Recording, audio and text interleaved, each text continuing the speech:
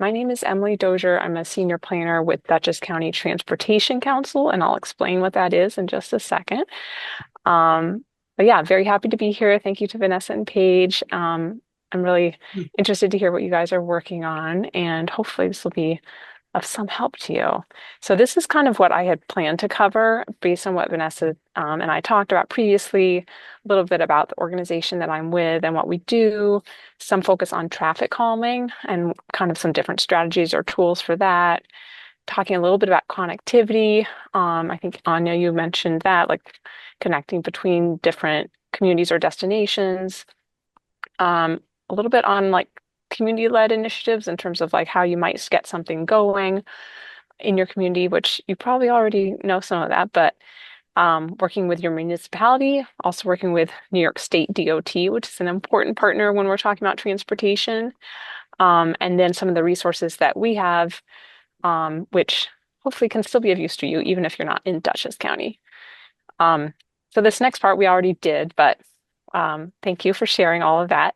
And I took some notes, so hopefully I can address some of those. But if not, definitely ask questions as we go. I'm happy to have you interrupt me at any point. So just to speak a little bit about what the Dutchess County Transportation Council is, there are these entities called Metropolitan Planning Organizations that are required under federal law for any kind of urban area of a certain population size. So all across the country, and I'll show a map next, there are these similar organizations. So we are the Metropolitan Planning Organization for Dutchess County. And what that means is we were this whole idea was established as kind of a response to the 1950s, 1960s, when a lot of neighborhoods were kind of run through with transportation, so-called improvements that really had disastrous effects on communities and neighborhoods. So the idea was, if federal transportation money is going to be spent, it should go through some kind of local forum, some kind of local process. So you don't have, a highway just, taking out hundreds of homes, for example. So we serve as kind of multiple roles, but we're a forum for discussing policies and priorities among our area, which in our case is Dutchess County.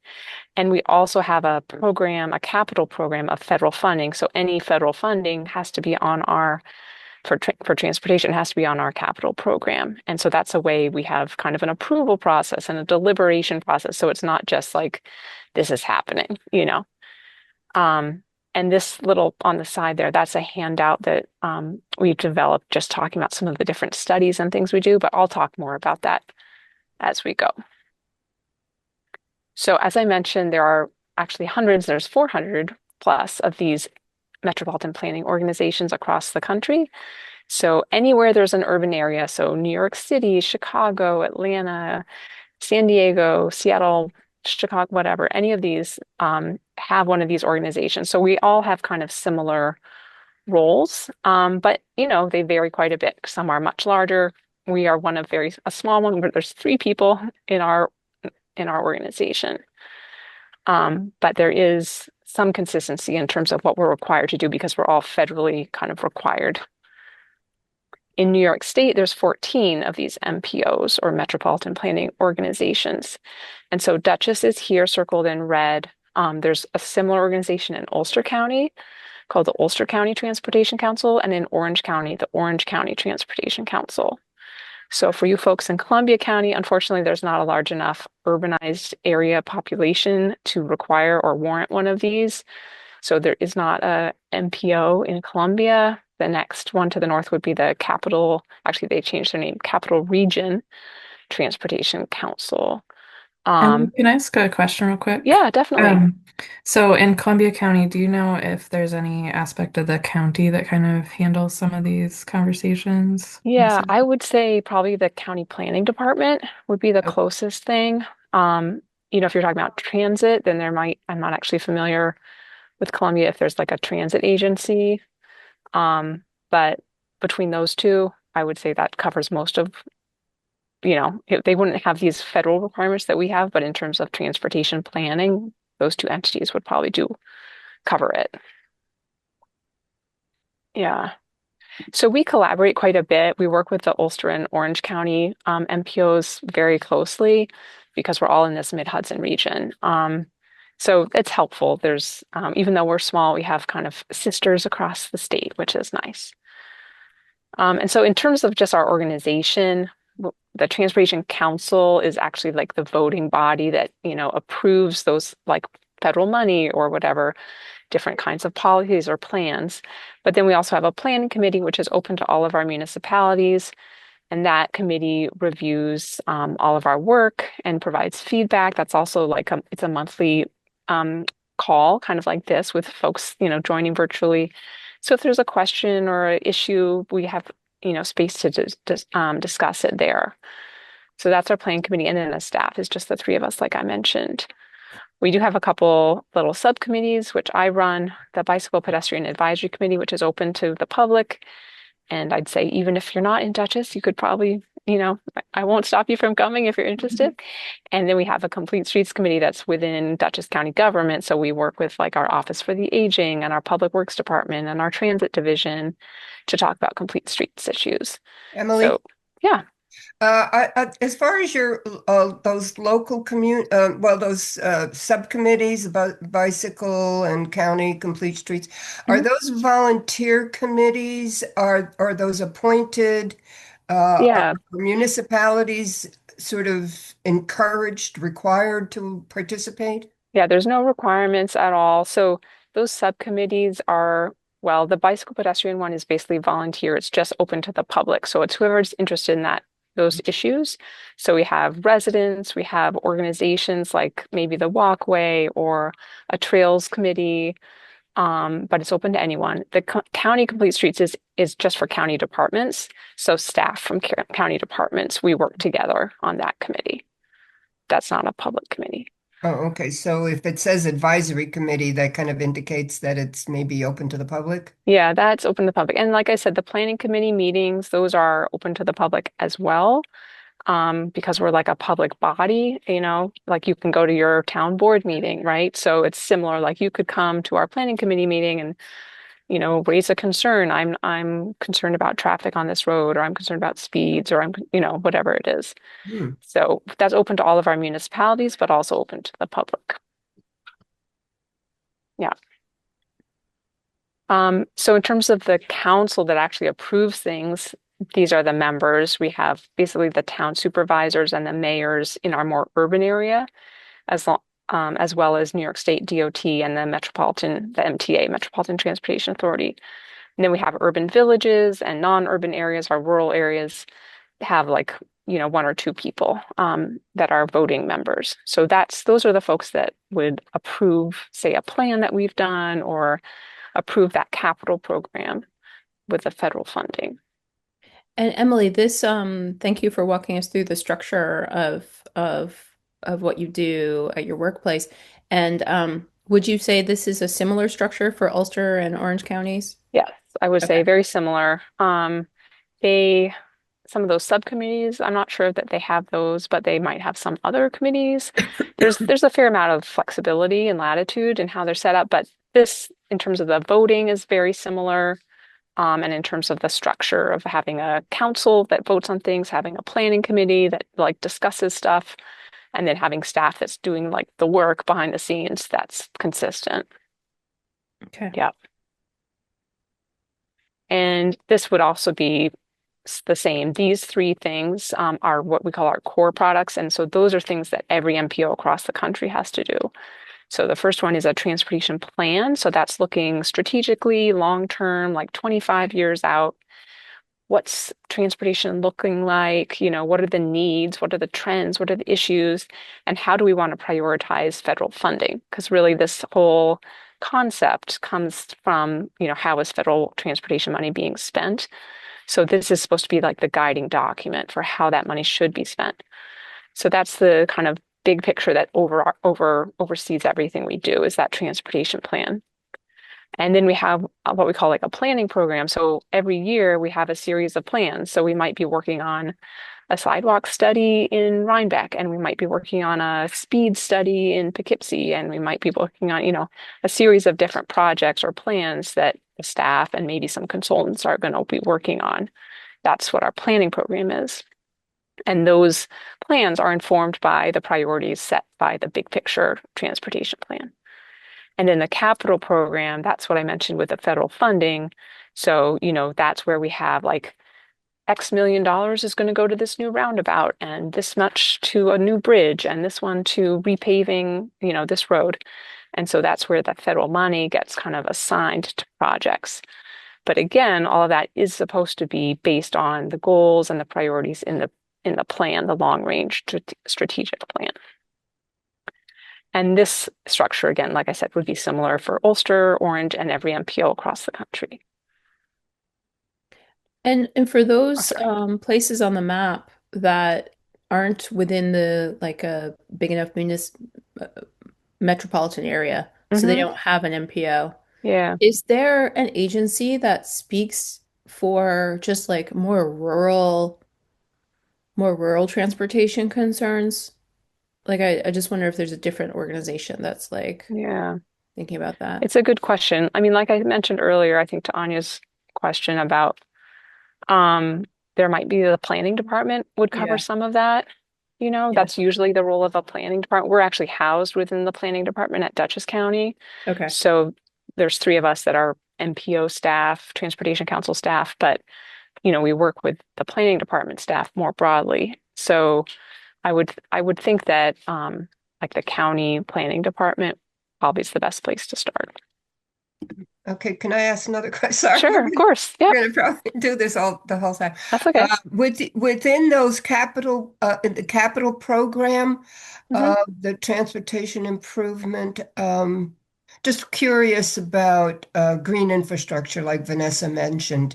Hmm. Would those kinds of things be included potentially in capital projects, green infrastructure improvements? It could be, yeah. I mean, every project is kind of what they say scoped. It has a different kind of parameters on like what might be included. But we've definitely seen projects where there's like, there's going to be new landscaping, there's going to be street trees, there's going to be maybe swales, whatever it is. So it can be incorporated. Just depends on the project. It wouldn't be like a standalone green infrastructure project, but if it's part of a larger transportation improvement, like, I know Kingston recently, for those of you who are familiar with Kingston, they did a whole big project on Broadway, right? With those bike lanes, and then they moved the parking out and they put in all these street trees, and they got some money from the state to do green infrastructure as part of that project. So it was kind of folded in to the transportation project. Kate, did you have a question? Yeah, so I just was sort of wondering the way you're organized, and being that bigger area, does that help you working with DOT?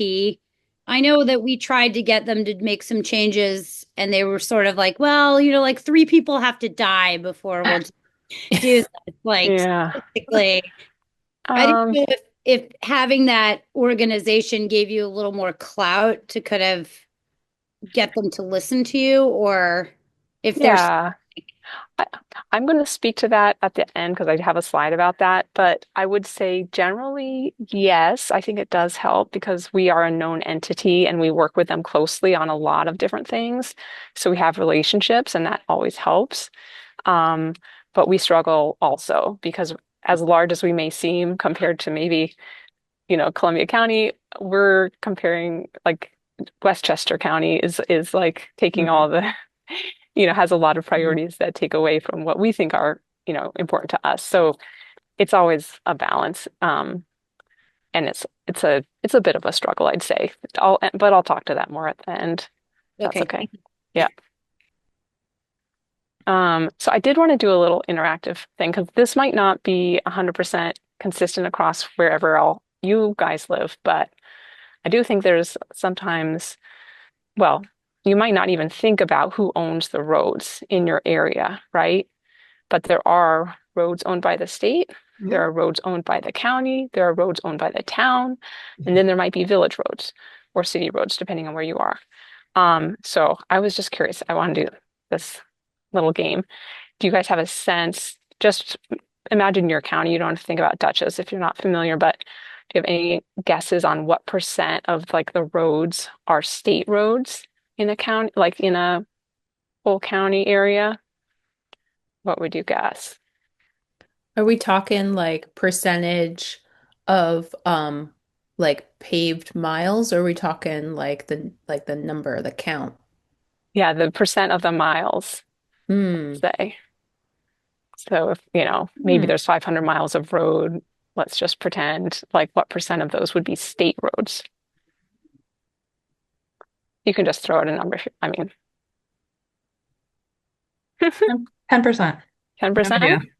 Okay. Say 15. 15? Any others? I honestly have no idea, but I know which ones are state, county, and town. Well, that's good. A lot of people don't know that, so that's good.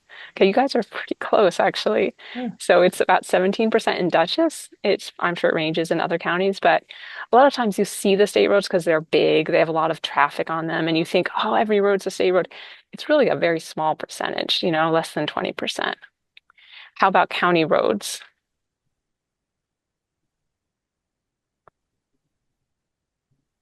Well, I know we don't have any, I don't think we have any in the town of Highlands. They're all state, town, or village. Uh-huh. But for your county, how about? Oh gosh, I wouldn't know. Hmm. Okay. About 30% for Columbia County. That would be my guess. 30%. And it might be, I don't know Columbia County's numbers. In Dutchess, it's similar to the state roads. It's a little less, but similar. So 15 or so percent, 16% county roads.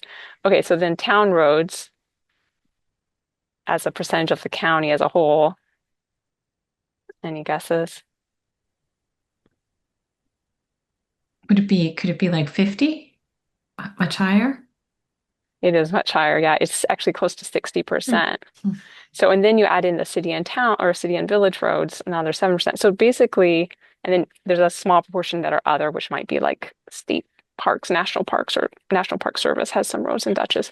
So basically, 2/3 of the roads in Dutchess County are what we call locally owned, which means it's town, city, or village.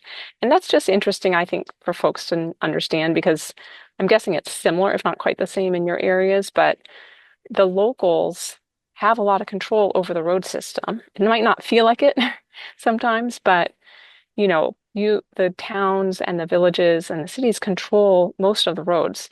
Emily, So, does that mean that they set the speed limits on those roads? well, speed limits actually gets complicated. Oh. There's state laws about who sets the speed limits. Cities and villages have more control than towns do, except for very certain towns. But yeah, cities or villages can set speed limits. Towns have to get approval from NISDOT. But some of that's changing a little bit. Um, but yeah, in terms of just maintenance or like putting up a sign, taking down a sign, striping it, adding something, we're going to talk about traffic calming. Like those are the places where you have that local power to do things. So sometimes it feels like we're, just hitting our head against the wall trying to fix something, but that might be because it's a state road and we really just don't have that much control over a state road. Like I think Kate, sounds like you've had that experience. But, I would say the local roads, that's where you can really make an impact.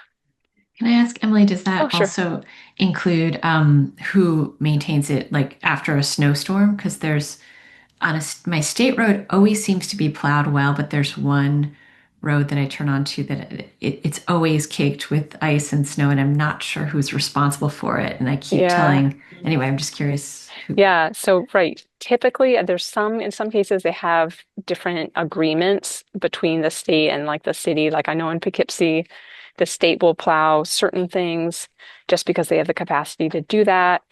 But generally, yes, if it's a state road, the state is plowing it. If it's a county road, the county's plowing it. And if it's a local road, the local municipality is plowing it. So, Okay. yeah, that's helpful to know. I will say sidewalks is a whole different issue, which maybe won't get into right now, but I'll just say that in most cases, it's kind of that responsibility is transferred to the property owner, which makes it really challenging to get consistent sidewalk snow removal because the property owner on each parcel has to plow or shovel, which is hard for some people. So we can have a whole discussion about that. I think sidewalks should be treated like public roads, basically. Same, it should be a public responsibility, municipal responsibility, or state, whatever it is. But that's not how the law is currently written. Mm. Got it. And then to your other point on this slide, the town roads, the percent eligible for federal aid, Yeah, 3%. right. I didn't get into that, but that's basically federal funding for transportation. So, right, good point. Like most of the state roads can use federal money because they're those higher level roads, and very few of the local roads can use that money. Mostly it's the city roads because they're the more urban roads that have more traffic. So, in terms of getting assistance from the federal government for your roads, you're probably not going to get much at the local level, which is frustrating, and that's the challenge. So yeah, you have more control, but you have less help from the federal side. Okay, so I want to talk just a little bit about the kind of work we do. And again, so if you're in Ulster or Orange, there's, Hi, sorry. Can I just ask a quick question? This is to mom. oh, hi. Sorry, I'm like walking back and listening to you guys. So my question is, you mentioned how, the whole percentage of roads, what are county, what are state, what are village. Do you have any kind of resource that like helps map that out? Like, I know in like Google and sometimes Oasis, it tells you like tax lot numbers and stuff, but is there something like that that tells you this is a state road, this is this road, like, or to the Yeah. extent of it? Are you in Dutchess County? I'm in Orange County. I live Orange County. in Okay. Mountains. So I don't know for Orange County. I know we have maps that we use that show the road owner. But I would say generally, if there's a black and white sign on it with like a Yes. number, then that's a state road. Okay. So like it's just speaking from Dutchess County, like Route 9, it's called a road shield. It'll be black and white. I'll have a big 9 in the middle, black and white with a certain shape that means state, regardless, right? In Dutchess County, the county roads have blue signs with yellow numbers, and I think it's similar in Columbia County. So it'll be like County Route 34. It'll be a blue shield road sign with yellow, right? And so anything with that kind of sign is county road, and then Okay. anything else would be local. Okay. So basically, wherever the sign just changes shapes and color, Yep. that's where we're basically designated like, okay, now this is back to state road or something. Yeah, that's an easy way if you're actually on the road to tell. Okay. Yeah.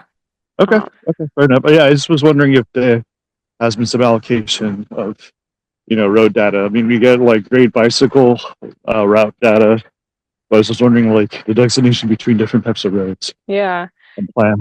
And so in Orange County, the Orange County Transportation Council, you could reach out to them or look on their Okay. website. They might have a good resource for you for Okay. like a map or something. But yeah, Okay. the signs are pretty easy usually to tell. And every state road and county road has a number, Yes. right? Mhm. Okay. Yeah. But town and city, they typically don't have a number in them. Mhm. Okay. Yeah. But a lot of times it's changed, it evolves. So like people will call it Baxtertown Road.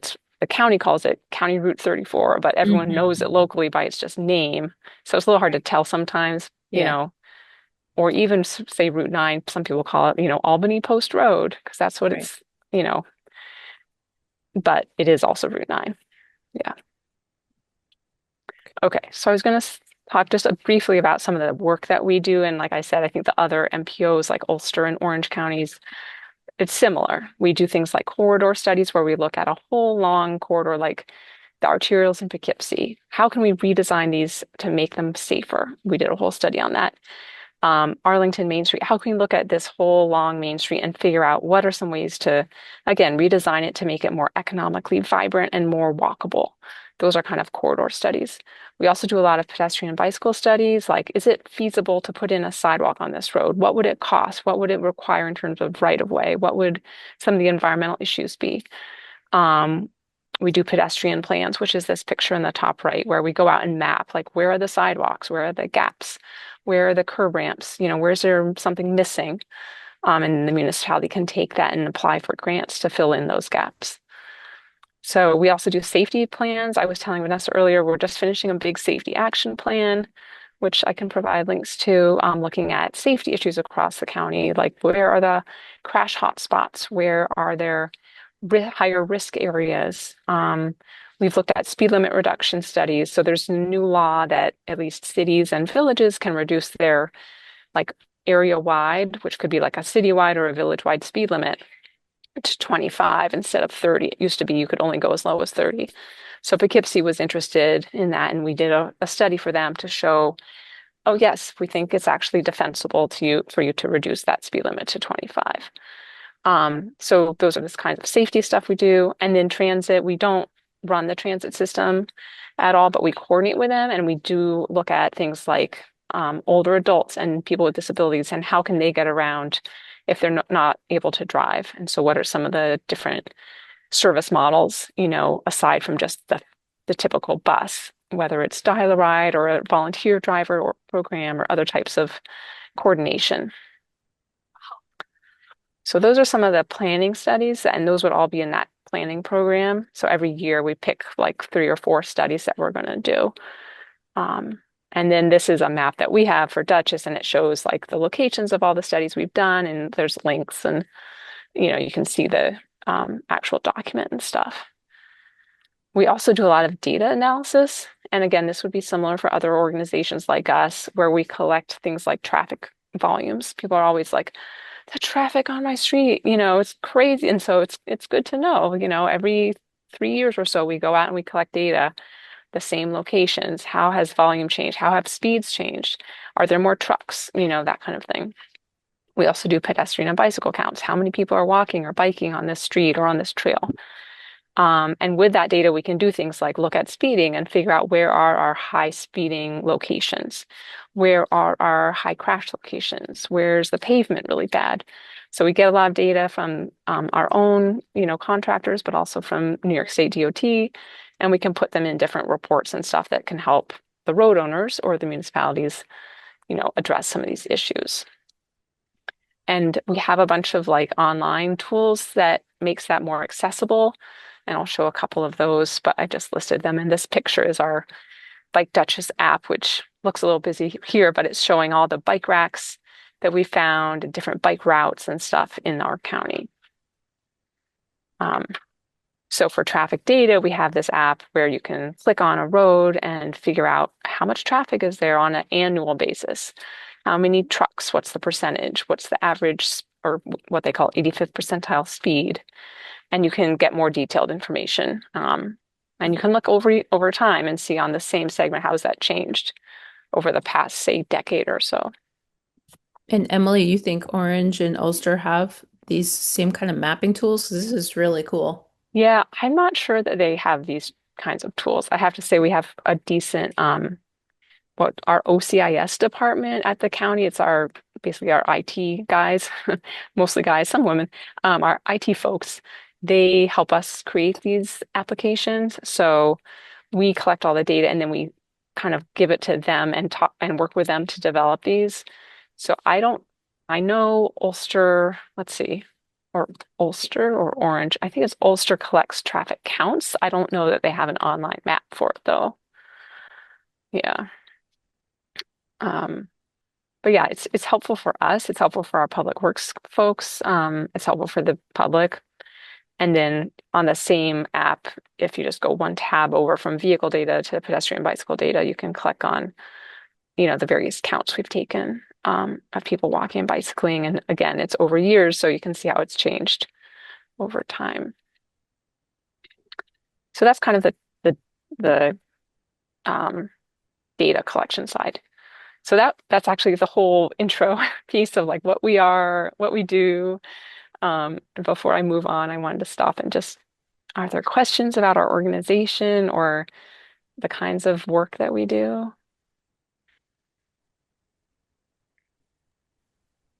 So I had one quick one. Is anybody talking about the impacts that like Google Maps is having on traffic? In terms of what specific, do you have a So I think they have these new algorithms, and certainly I know as a user of Google Maps, like they're sending you through neighborhoods, Mm, like the fastest point to A to Z. But that does impact neighborhoods, but it also impacts like costs to hmm maintain those roads because nobody knew they were there, and Google Maps has shown them that they're there. Uh-huh. I didn't know if I'm the only one talking about this, if other people are starting to look at that. It's interesting. I think, every context is a little different, but how we've seen that is with trucks, Yeah. right? So a lot of what we found is that a lot of truckers are independent contractors. So like there might be, in our case, there's a quarry, right? And so there's a lot of truck traffic between this quarry and the highway. But the quarry isn't telling the truckers where to go to get to the highway. That they're using their own phone, their own app, whether it's Google Maps or whatever they like to use, Waze or something else. And so they're taking, again, like you just said, Kate, they're taking the shortest path. And so what they end up doing is going down, in our case, Route 9D, which goes through a village, which has like a Mhm. really tight turn. They have to basically turn like 180 degrees. It's like ridiculous, not 180 degrees, it's like 90. Anyway, it's a very tight turn. The trucks shouldn't be doing that, but that's according to their phone, right? It's like 2 minutes faster than going on Mhm. the wider highway that has much straighter, lanes, and they could do it much safer. So more safely. So yes, we are seeing that mostly in terms of truck traffic, and we've gotten a lot of complaints from our municipalities. Again, we have those planning committee calls, municipalities, the supervisor or someone will come on and be like, we're really struggling with truck traffic.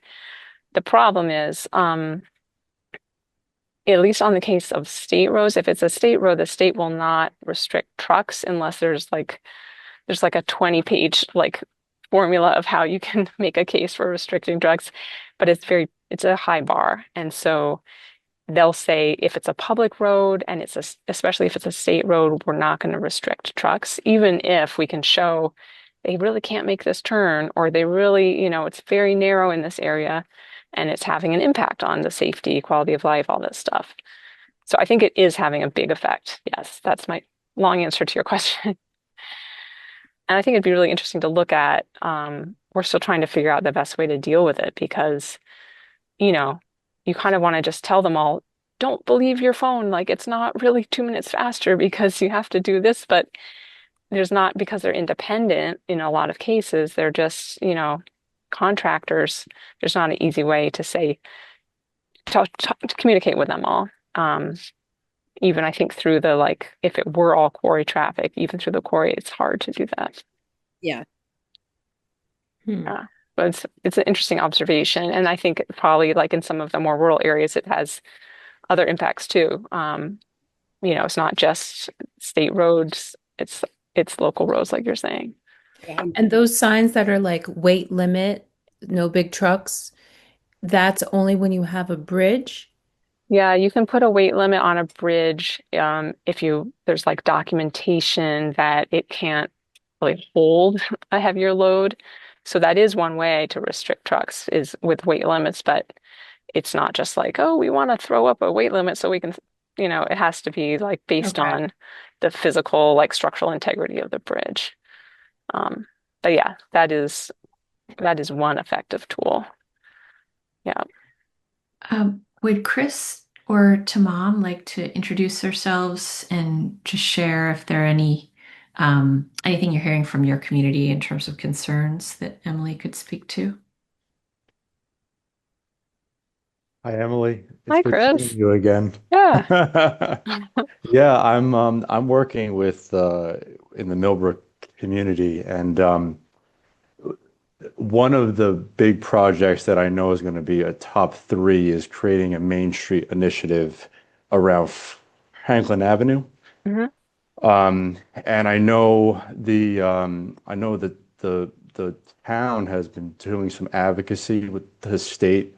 And I guess I have two questions on what you're saying. And I would love to see that 20-page document because if we could complete it, I would like to work on it, help them out with it. But I'm wondering how does the county help with advocacy efforts in terms of like if the village and the town have this plan of reimagining the streetscape on the main street. I mean, we've had ideas as up to pedestrian only traffic, and then some of them are just, so we're trying to keep the main 18 wheelers off the road because it's pretty much a one lane street over there, pretty much. Yeah. I mean, after after all the parking is in there. So I'm kind of interested in how the county assists with advocacy at a state level. Yeah, Chris, I don't know when you joined the call, but so we're housed at the County Planning Department. We're not the county TM, we're the Transportation Council, which is Right.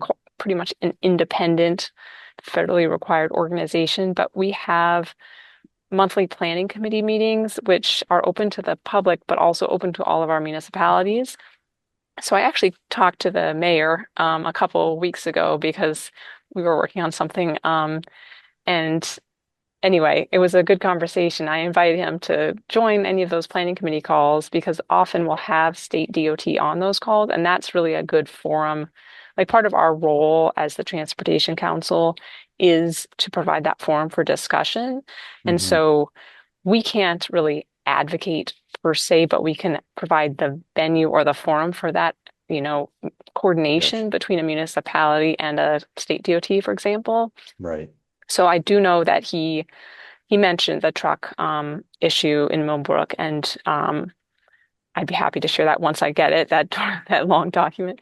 But I know, we are happy to support the mayor and try and make sure that DOT is being communicative and providing the information needed. So, we have these monthly calls. That's one way that we can help. And then we can provide data and information, which is like this project. Actually, the MPOs in New York State are working on like a truck bypass or truck routing resource. So that's another way that we can help. Yeah, no, that's great. I guess because I know this is going to be like a whole Main Street like initiative that's coming out of this, and I'm expecting easily a few thousand people to be a part of this. It's just because of what I've been hearing, and there's a lot of excitement around it. So yeah, I mean, this is a huge help. So thank you for that. Great.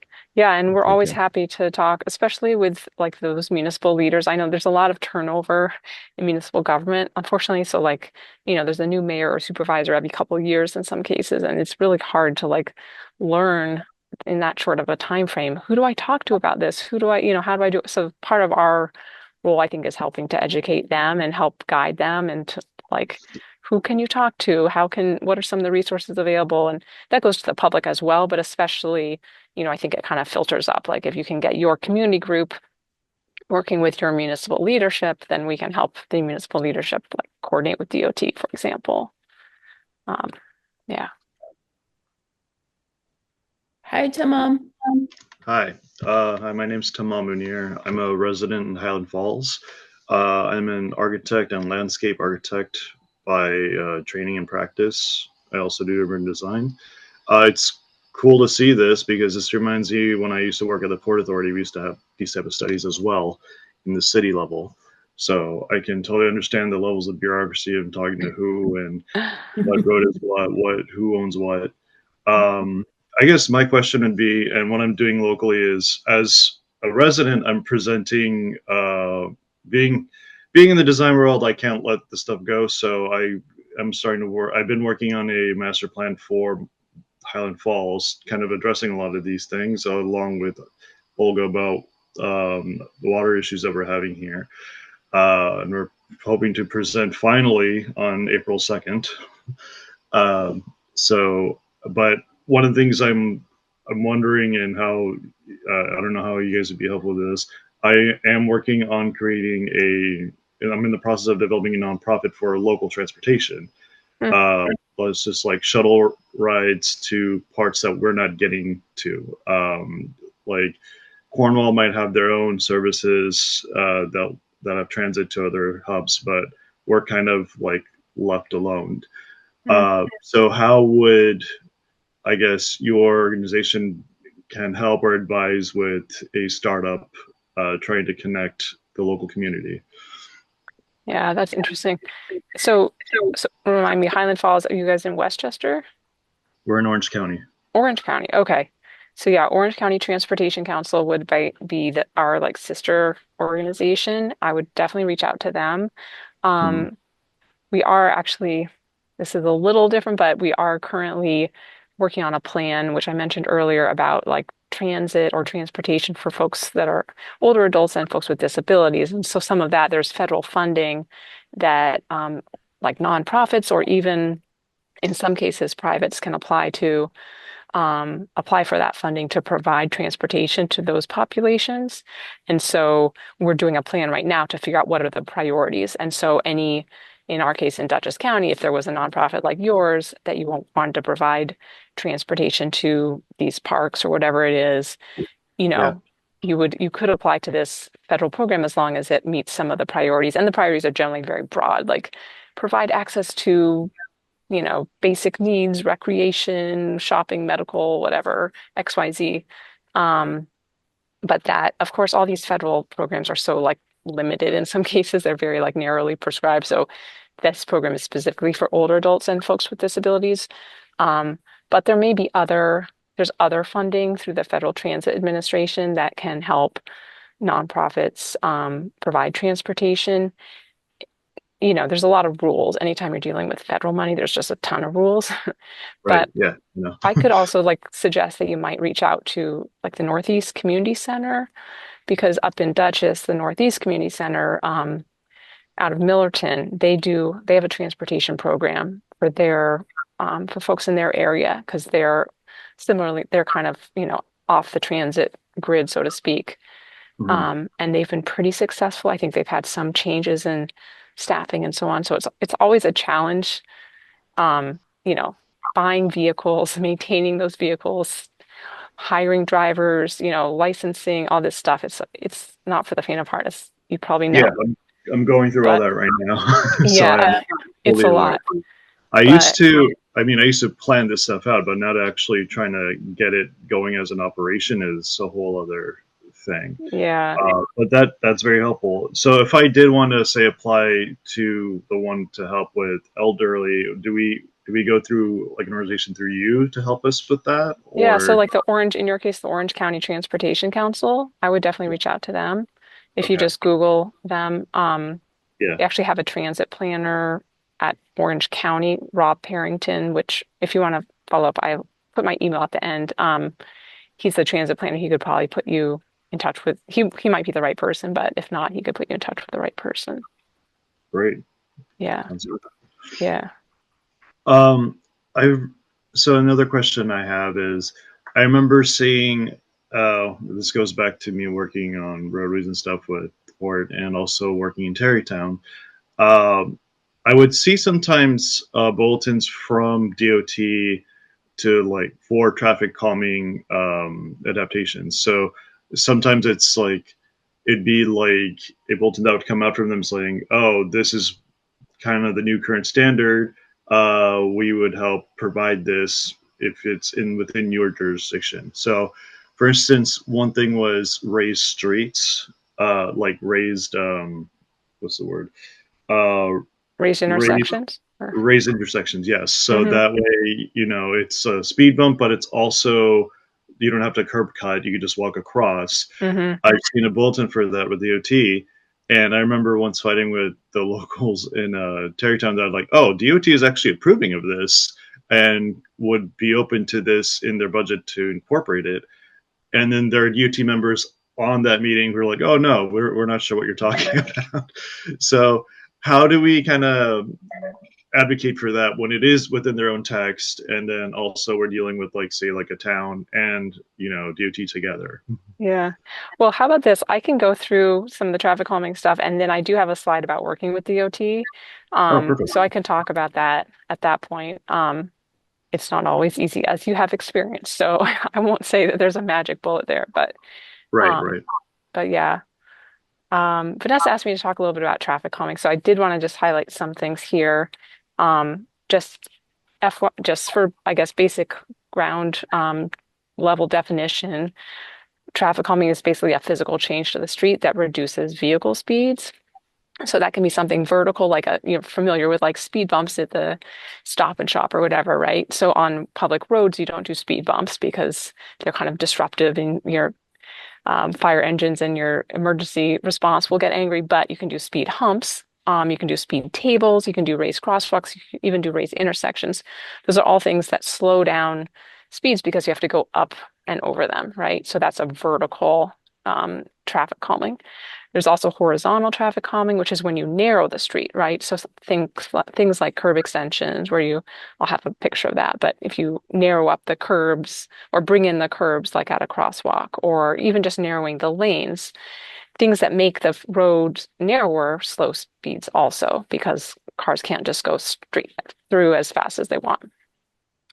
And then what I call visual traffic calming is things that, maybe doesn't physically change the street, but visually it's an indication. And so things like striping, even just a simple center line, a lot of our rural areas don't have any striping at all. There's pros and cons to this, but if you stripe a center line, all of a sudden the road looks narrower. If you stripe the shoulders, it looks even narrower. If there's a parking lane, you can stripe that. Like anything that visually narrows the street will give drivers a sense of like enclosure, which helps encourage slower speeds. And so that's the same with like street trees. If you have trees adjacent to the street, if you have your buildings close to the street, if you have sidewalks on the street, any like activity or physical presence near the street helps create that sense of narrowing that's good for slowing speeds. And so in Dover, we did a pedestrian plan. We talked to them about maybe striping their main street because they were getting complaints of speeding. And so they did. Lo and behold, they got fewer complaints. People just saw that kind of as a signal, like, all of a sudden you don't have a runway wide open. You have maybe it's 11 feet between that center line and the curb. So that's one example. Then I just had a few others up here. So narrowing lanes, that's a picture from Kingston where they narrowed the lanes and then they striped some of that extra space in the middle just with, paint to take up the extra space. If you want to do like the full version of that, it's a road diet, right? Like this is Raymond Avenue in Poughkeepsie near where I live. And instead of, it used to be 4 lanes wide, now it's 2, right? So of course, if you have 4 lanes, you can just pass the guy that you don't like who's going slow and speed on your way. But with 1 lane in each direction, it's a lot harder to do that. You put in a physical median instead of a painted median. Again, you can't really drive around that, especially with the light poles and the trees in the middle. So that's traffic calming. And then the curb extensions, which I mentioned, those work if there's parking on the street. So you take that space that is being used for the parking, but at the crosswalks, you can build out the curb, shorten the crosswalk so it's safer to cross, but it's also easier to see people trying to cross if you're driving. And again, just that sense of narrowness helps slow down the speeds. And then just a few more. We talked about speed humps as opposed to speed bumps, but speed humps. This is a picture from Beacon. There's all over the place. You'll see these. You can even have temporary ones. So City of Poughkeepsie recently put temporary speed humps near all the schools. They're just rubber. So they took them out for the winter. But, during if you want to test something out, a lot of times you can do these temporary installations, and that's like a lower cost way to try something. So those will slow folks down just on a very like local, spot. You can also do a raised crosswalk, which is basically the same thing, but for a crosswalk location. So that's perfect, right? You have the cars slowing down because they have to go up. And so they're slowing down where people are crossing. And then roundabouts is just another example where there's a big safety benefit to roundabouts, but they also do slow speeds because you have to navigate this curve as you go around them. Yeah, so anyway, those are some traffic calming. I guess before I go on to the next, there's a lot more. There's a whole traffic calming toolkit, and there's like tons of traffic calming, types, but these are some of the most common ones. Emily, thank you for sharing that. One follow-up question, because I find that when people are speeding, what I hear from the community is we need to lower the speed limit or we need more speed limit signs. And can you talk about that as a technique vis-a-vis these other traffic calming techniques? Yeah. So I think it's always a combination. there has been research that has shown that lowering a speed limit generally does actually reduce speeds a little bit, especially if it's in an urban context. So, the prevailing wisdom for many years was like signs by themselves don't do anything, which has some merit to it. But there have been these studies that have shown, maybe a 2 to 3 mile per hour decrease in speeds just by lowering the speed limit itself, the speed limit sign. So from say 30, like I mentioned in Poughkeepsie, to 25, you might get some people, the flagrant, speeders, they're not going to change their behavior, right? But most people, they're like, oh, I could go a few miles over. So instead of going 32, maybe they're going 27 or 28. So it does have some impact. That said, I think always the most effective tools are the physical tools. So the things I'm talking about, vertical, horizontal, or even the visual, because those are there 24/7. They don't require enforcement. They don't require, a cop sitting there watching you. They're just self-enforcing in a way. And so I think, they're more expensive in some cases, but that's why those temporary tools can be helpful, like testing out a speed bump or doing instead of a full-blown road diet, maybe you do some striping changes and see how that works and kind of build iteratively from that. One thing in terms of signage that has been pretty effective, though, are your speed limit, your speed is, those dynamic signs. You can kind of see it in the edge of this speed hump picture. So there might be a speed limit sign and then a sign that's like a radar-based sign, right? So when you go by it, it's telling you how fast you're going. People generally do slow down when they see how fast they're going versus the speed limit. So those signs have been pretty effective. Does that answer your question? Yeah, totally. Thank you. Yeah, of course. Okay, I have a go quick ahead. question. Sorry, I put it in the Yeah. chat, but do those like physical changes to the road and how the road looks, do those discourage truck traffic? They can, definitely. Yeah, trucks, like I said, it's they don't like to go over, well, typically, after a while, if they're doing the same route, you know, you would think in the example I gave earlier that if they had to do that 90-degree turn after a few times, they would start using the other road. Doesn't seem like that's happening, but I think something like a speed hump, a raised crosswalk, roundabouts are usually designed for trucks. That's why there's what's called a mountable center island, because they have to be able to navigate it, so they can go up over that to a certain extent. But they generally don't like to go over things like speed bumps or raised crosswalks. The narrower lanes, you have to look at that. I think if it was on a state road and it did have a heavy percentage of trucks, the state might say you have to have at least, say, 11-foot lanes or something. But even 11 from 12, which is kind of like the standard highway lane, and a lot of our roads are designed with 12-foot lanes, even though they're not highways, even that can help. And maybe the drivers would decide, if there's another road that's a little bit wider or faster or easier, they might take that instead. So I think it can have an impact. It does depend though on, where they're trying to get between, and if it's the shortest path, they might still use it. So it's not a slam dunk, but it could help.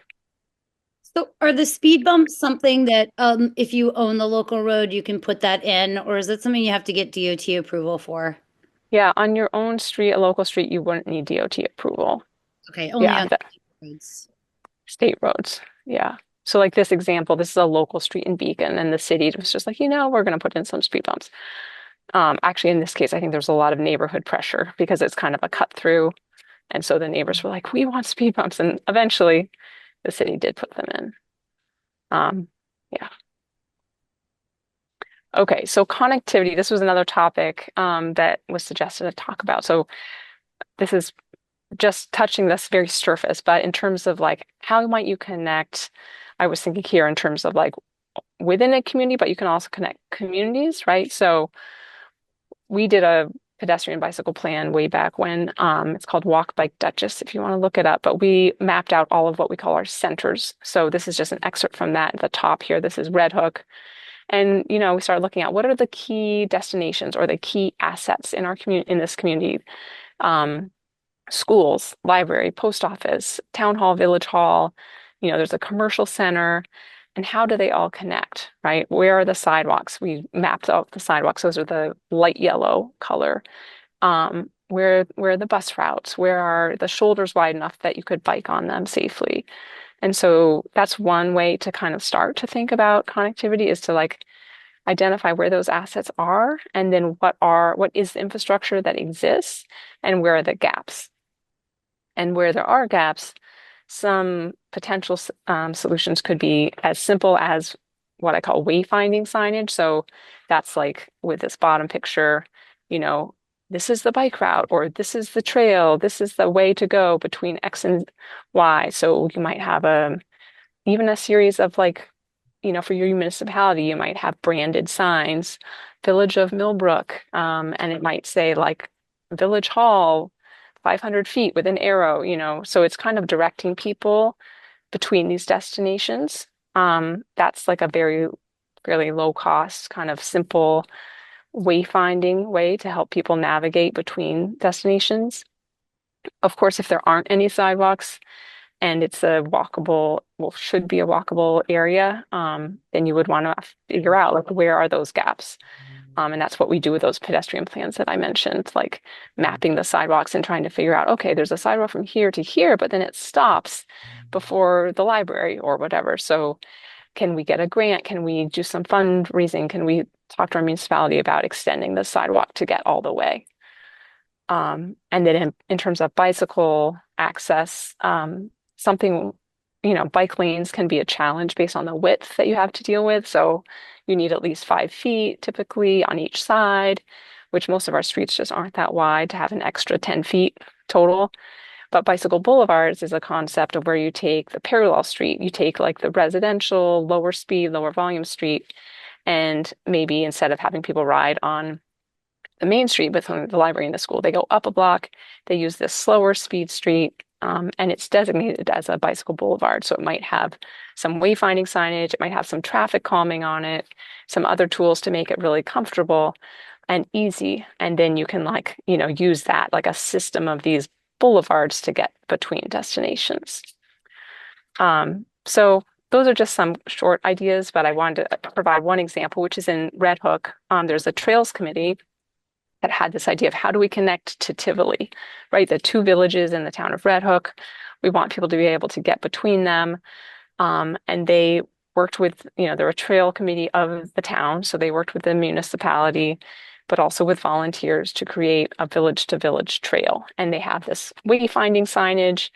I think on the next slide, I just have a kind of graphic of where it is from one of our online apps, but it's the highlighted route here. So it uses some existing streets with signage, pavement markings and other things. And then it uses some off-road sections as well, where they were able to build trails and get grants for trails to connect all the way up to the center of Tivoli.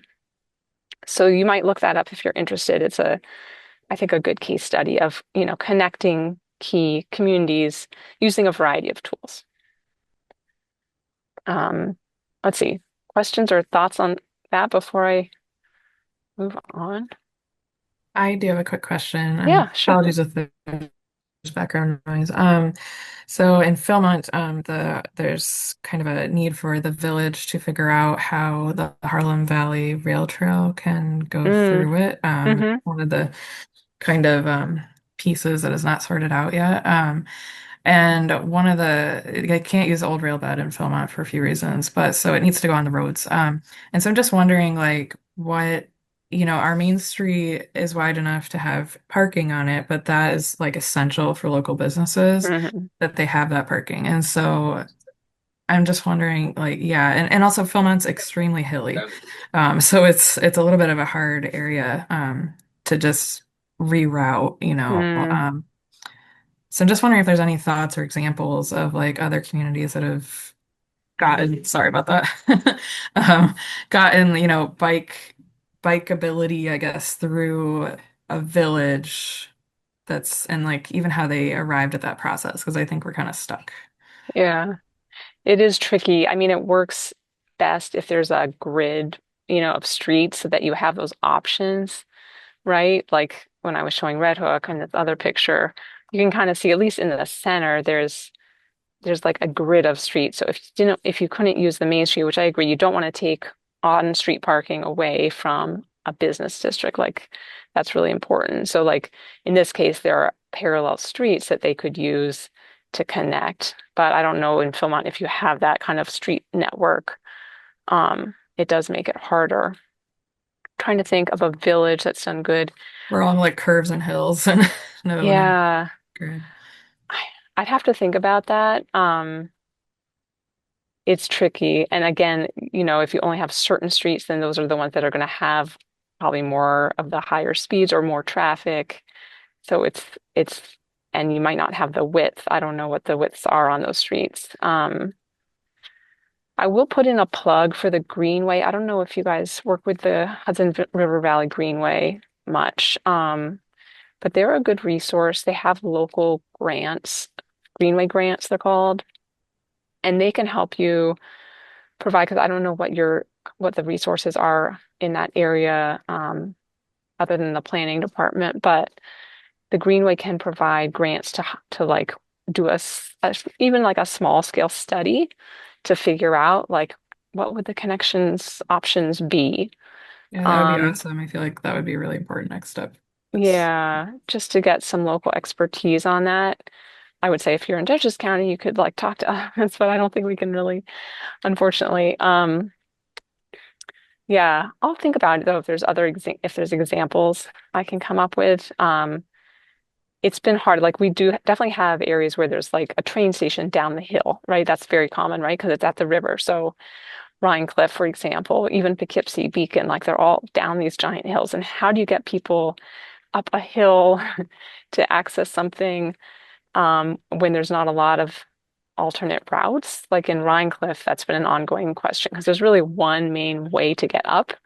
And it's like that's the road that everyone else is on. So Yeah, right. That's a good point. Rhine Cliff is pretty similar feeling. So yeah. yeah, And thanks for yeah. mentioning that. They are actually looking at like a path. Like it depends on the right of way, who owns the property, how wide the street right of way is, and how many intersections are along it. But every once in a while, if there's not a lot of intersections or driveways, you can do what's called a side path just along the side of the road if you have enough right of way, meaning you don't have to get property from like 50 little property owners all along it.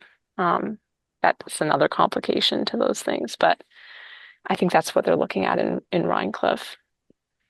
Yeah. Do you have any like abandoned roads in your area? Because I know in Chatham we have a lot of roads that got abandoned for vehicular traffic, but they're still physically there. And people use them for, hiking, but a lot of people don't know about them. That would be something to look at. We don't have Yeah, those in Dutchess that I'm aware I of, can but look. I think there's one spot, but it's by it's now like by a private business that wouldn't let the trail come through. So Yeah, yeah, it's tricky. we get that a lot where like homeowners will try to put gates up across the old road and you have to like tell them to take it down mm, because hmm they're not actually allowed to do that. But they're like, Interesting. it's mine now. Yeah, right. That's so interesting, Kate. Why were they abandoned? So in my area, County Route 9 got put in. So like there's this old road, Brown DeWitt Road, and that was the old road network. Like you can find these things by looking at old maps. But people do things like put gates up or like somebody in Canaan put a pond in the middle of the road. End it. Wow. Yeah, so some of these spaces are lost, but they still exist. But you wouldn't really know about them unless you were like they were close by to you. Yeah. And so like they still have pavement on them? No, they were never paved. I mean, these are like ancient roads from like Okay. 17, 1800s, but they are a lot of times still visibly you can see they're a road. But Oh. like Brown DeWitt Road is like that. But one of the guys put a gate up, so we'd be like, okay, fine, we'll go on your front lawn then. Get around it. But yeah, there's a lot of potential for trail access through these abandoned roads Huh. That's if you interesting. find them and people have been using them. Yeah. I know in Lisa's not on the call. I think she's away today, but in her town of Woodbury, there's also like the old Route 6 used to go through there. And then they redid the routes. So you can find these old abandoned roads, and her community is thinking like, oh, these would be amazing as hiking trails. Mm-hmm. Yeah. Let's see. I'm going to keep going because I have like four more slides, and I want to, yeah, respect everyone's time. But okay, so community-led initiatives. This is just again just a tiny piece of it, but in terms of like how you might start to think about something, if you were to work on some kind of initiative that you wanted, this is in a transportation context, but I'm sure it transfers to anything.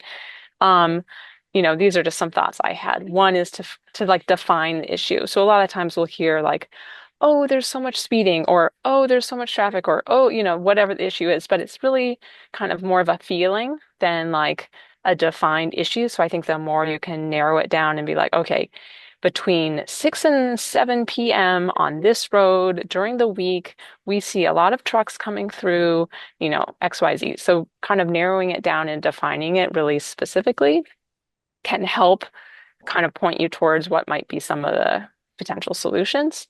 Um, Bringing people together, maybe it's the neighbors, maybe it's the commercial, enterprises along the street, whatever it might be, people that share the same concern that can help obviously narrow that down and define it. And then they can also help gather the data. So some of the tools I shared earlier with like our traffic volumes, or if it's a pedestrian bicycle thing, getting some counts, maybe we don't have counts already, but you have now a group of volunteers that can go out and observe traffic or do some counts. And there's tools online for doing all this stuff, even just documenting those gaps, like the sidewalk ends here, or, this path continues and then it stops. Doing all that documentation so that then you can really make your case. So you have the issue very narrowly and specifically defined. You have a group of folks kind of working with you. You have a whole, set of data. It doesn't have to be like extensive, but you have it kind of like backing up your case. So it's not just like a feeling like, oh, there's so much XYZ. It's really like, okay, we can see that between 2020 and 2025, speeds went up 5 miles an hour on this road. But on these days, we want to see what we can do to address that.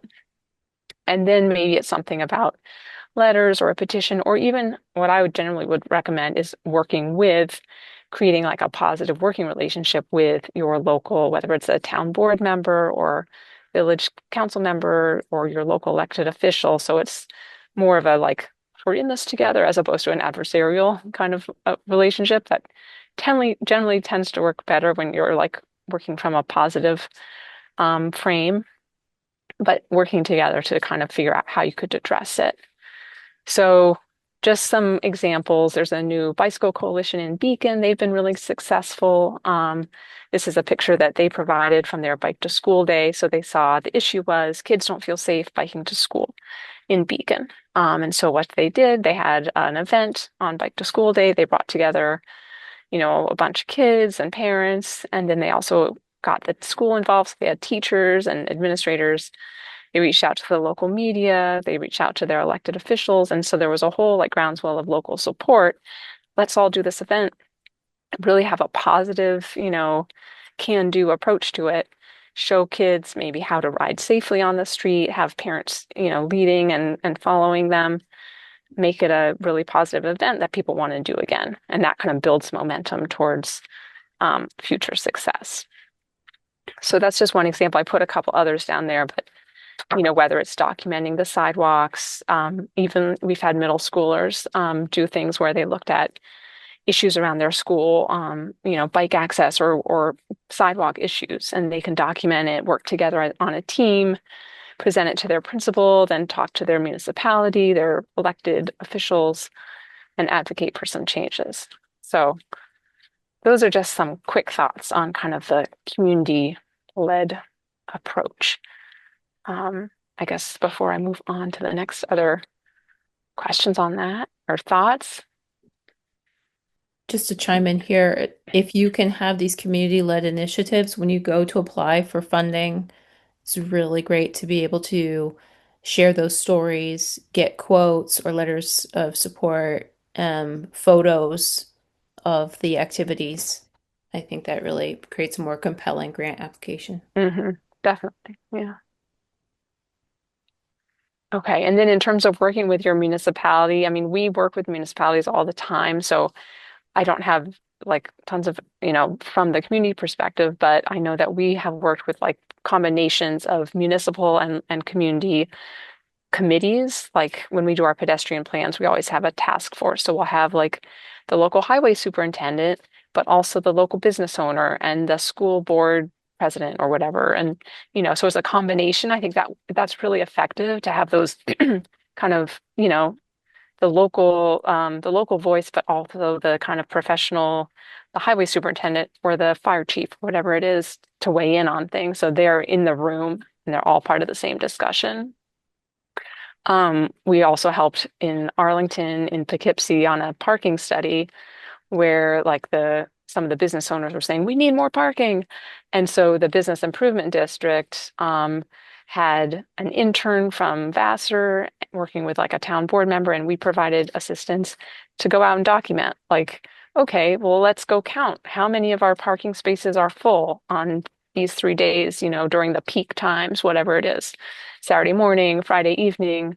And so we can document like where really is the crunch? Like, are there areas that are really full? Are there areas that are not so full? Maybe then once we have some data and some real like on the ground information, we can decide, is it more about like sharing parking or coming up with other creative solutions? Maybe we have time limits so that someone can't just park on the street for 6 hours right outside their business and no one else can park there.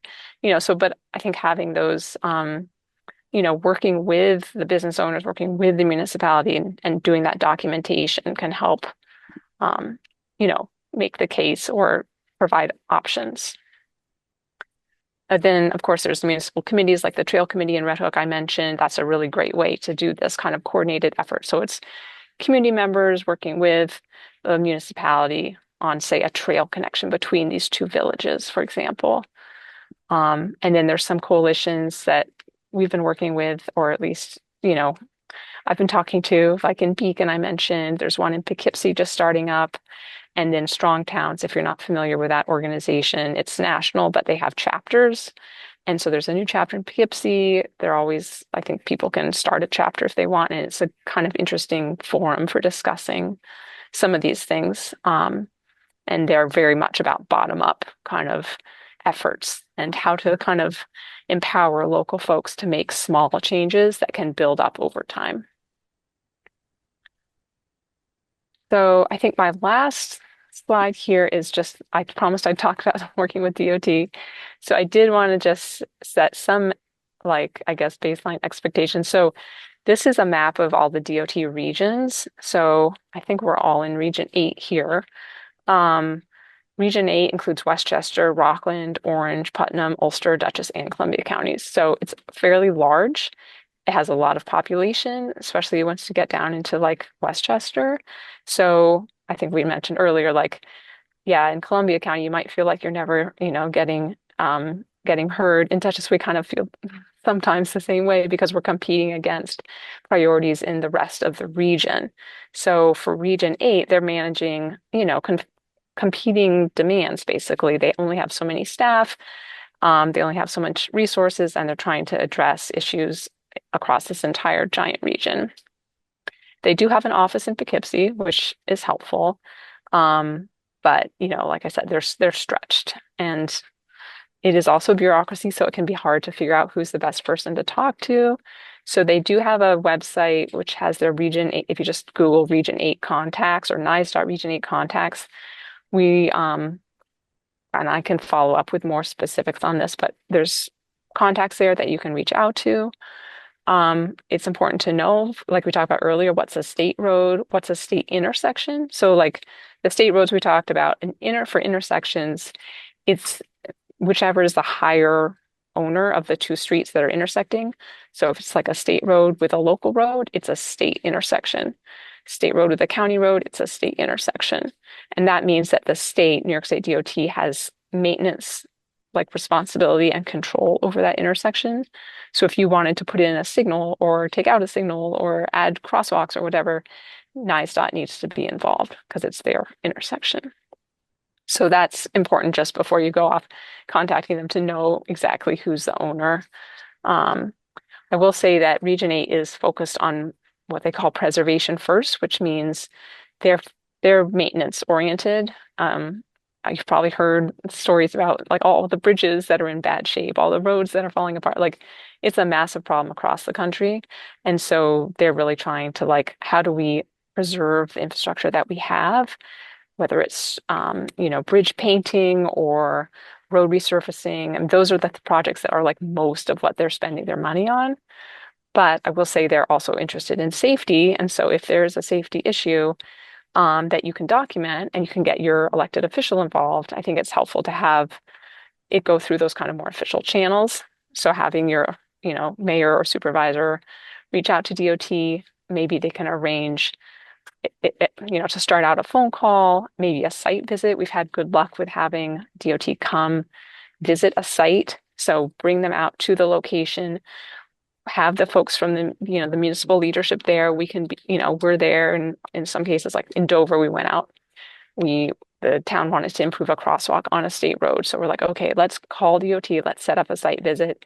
They come, they look at it, and it's more efficient in a lot of ways, even though they have to come out. They can say, okay, you're going to need these 3 permits. You're going to want to look at this and this and this. We can move it here. We can't move it here. You have to think about the drainage, blah, blah, blah, so they can kind of get the full context. I put an example here, this link to the Rhinebeck Route 9 study, because we worked in the village of Rhinebeck on a complete street study of Route 9, where obviously, since it's a state road, we had to work with DOT really closely. So as part of that study, we had phone calls with DOT. We talked over like, what are all the requirements, what permits, what guidance, what policies, and documented it all. So we have like an appendix with all of our notes from those conversations. We have a lot in the report about what's required. And I think it's just helpful, when you're working with the state to make sure you document this, because depending on who you talk to, I think as someone might have mentioned, you might get different answers. And so it's important to be like, okay, so the regional engineer told us this. And so, that way someone else can't be like, oh, you at least have documented what the requirements are. I don't know. I don't want to say anything too bad about DOT. I think they're trying their best. It's really challenging. But I think they do respond to pressure. So if you can get your local official involved, elected official, and then, build the case, it can be successful. It might not happen right away, but yeah, I guess that's where I'll put it for now, and we can talk more if you want. Um, and then the last thing here is just some resources from our organization, our pedestrian bicycle plan that I mentioned, our complete streets page, the advisory committee, and then just our website, which is on the last thing here, dutchessny.gov, DCTC. That's where you can, like, if you're interested in joining our planning committee meetings, or go back to that. There's all of our information is online pretty much. So if there's any resources I mentioned today, you can find them on the website. And I'm happy to share more, but it's almost 2:30, so I'll stop there, and if folks have more questions, we can talk.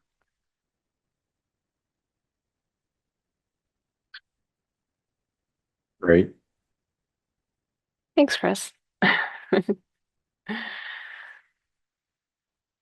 I'm sure we could go on for another hour probably on all of this, but Yeah, I think some of us would need to start cracking, the same context open for our own counties. I know that Orange County has a transportation council, and I know we've tried to do something with them. The unfortunate part for us is that our municipality doesn't really participate in that council, so we don't really have a voice until people like Tamam decides to step up and really form, an organized group around this where we can really raise our voice. So,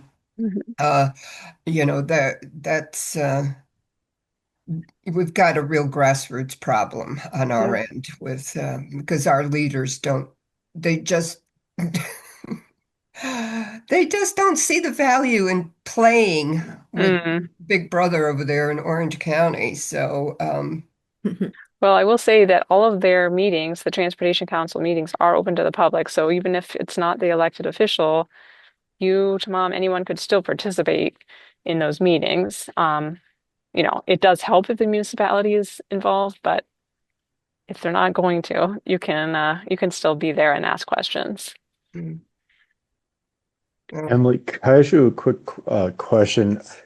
What what type of prep work could we do that would get, I'm just thinking just like more attention or try to get in the council's radar or pipeline?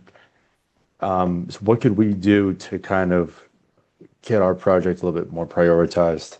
If I could ask that question. Yeah, so the project for the Main Street, like, In Franklin Avenue, yeah. oh, the Like, truck routing specifically, or well, it could be, I mean, I think it's going to be a little bit more than that. okay. I think it's really just kind of an assessment of that whole route Hmm. from, 44 to 82, Yeah, that whole streetscape there. yeah. I mean, I would encourage you to talk to the mayor, have him reach out to us, Okay. and I know he's already talked to DOT, but maybe what we find sometimes useful is having a joint call with DOT and the municipal leadership so that we can all be talking in the same room. But sometimes like the municipality goes straight to DOT and we don't know what's going on. So then the municipality asks us for help and we don't know what's already been discussed. Right, right, right. So Yeah, no, like it's not coordinated right now. And I am wondering, have you heard from the town at all? town Or of is it just from, Washington. yeah, or is it just from Peter Doro? No, no, I haven't heard from the town. Okay. Yeah, I talked to the mayor about it a little bit. Okay. But he hasn't reached out to us yet. I did encourage him, like I said, to join our planning committee calls if he can at some point. And yeah, he's welcome to call us or if he wants to send us an email. The email was on that last slide, which it's just DCTC at dutchessny.gov. Um, you can ask for, I think just having a phone conversation is probably the best way to start, honestly, because I don't know yet the scope of this whole thing and what he's talked to NISDOT about. Franklin Ave, I will say, is a little tricky because we just went through this with DOT, but it's like, it's the old 44, right? And so it's still like, it still has a NISDOT designation. Hmm. And NISDOT did not want to let go of that, which we were just going through all these potential changes and we suggested, you know, 44 is now to the north. Like maybe this Franklin Ave doesn't need to be, I won't get into the details, but it doesn't need to be classified the way it's classified. And NISDOT said, no, we want to keep it the way it is. So Hmm. I don't know. Preserve, preserve, right? Yeah, That's I the strategy. guess. I don't know. It didn't make a lot of sense to me, but because it's really a local street is the way it functions. Yeah. Um, anyway, I think having them on the phone call would be helpful too, just because there's that history of it being Route 44 and they still have some authority over it. Okay. Great. Yeah, no, I'll loop around with the trustees, the mayor and the town super are actually on my committee. So Oh, good. I think it is spinning off as its own entity, kind Hmm. of like it has its own energy. It's kind of its own animal. But yeah, I'll loop around and we'll strategize on that. Yeah, I great. appreciate the guidance. No, of Thank you. course. Yeah. Well, Emily, I see we're at time, and man, this was just a rich, very rich conversation. Thank you for putting this all together. Of course. Super helpful. And we'll share the slides with everybody. Yeah. So I sent you the PDF. I will say I do also have notes in my PowerPoint, but I think the PDF is probably the easier one because it's not quite so giant Okay. and pretty much it covers everything. But if people have follow-up questions, feel free to write or contact me. You can use that email at that end or my direct email is just EDOZIER, so my first initial last name at dutchessny.gov. So you can also use that. Yeah. Okay.